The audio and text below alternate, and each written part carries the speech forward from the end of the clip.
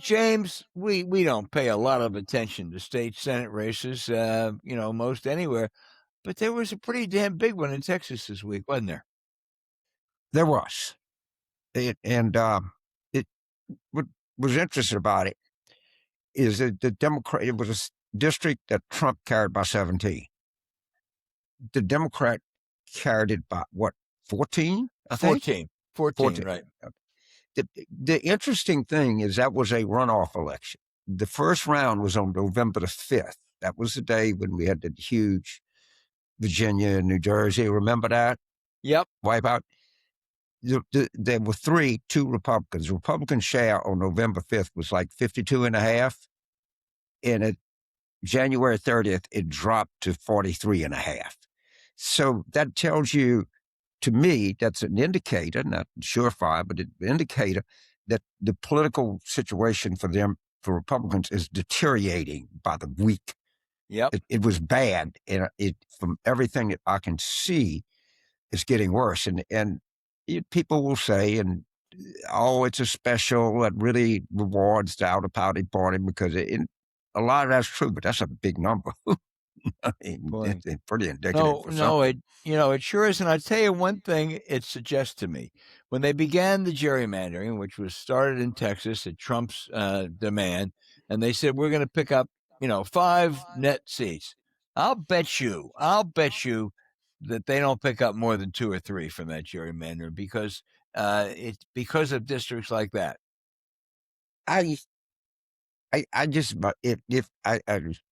predict. I'm not any better than anybody else predicting elections. I want to be very careful. But for the life of me, I don't see this thing. But if it gets any bigger than it is, and I can't imagine that it can, we're going to be stunned at that stuff that they lose. I mean, when one of these things hit me in 1994, you can anticipate it. You can talk about it. You can know that you're not going to do that well. You can tell your supporters, look, this is historically, if that thing hits at the magnitude that I think it's going to hit, watch out.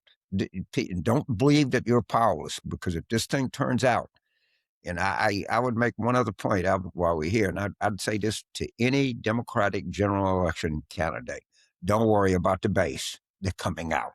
Your GOTV program can't match Donald Trump as a turnout generator in the Democratic Party.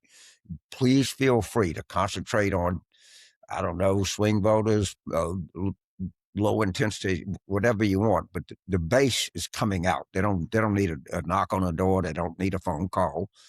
Maybe a postcard just to remind them where the polling place is, but not a lot more. James, I have a vague recollection in the distant past of one of those elections that didn't go well for Democrats, and you ended up on television with a trash bag on your head. So that's what That's what happens when there's a sweep.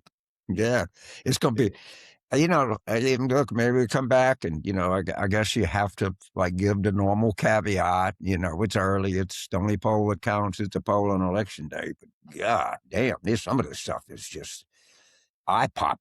I mean, I tried to think through the other day, what's the scenario by which they come back?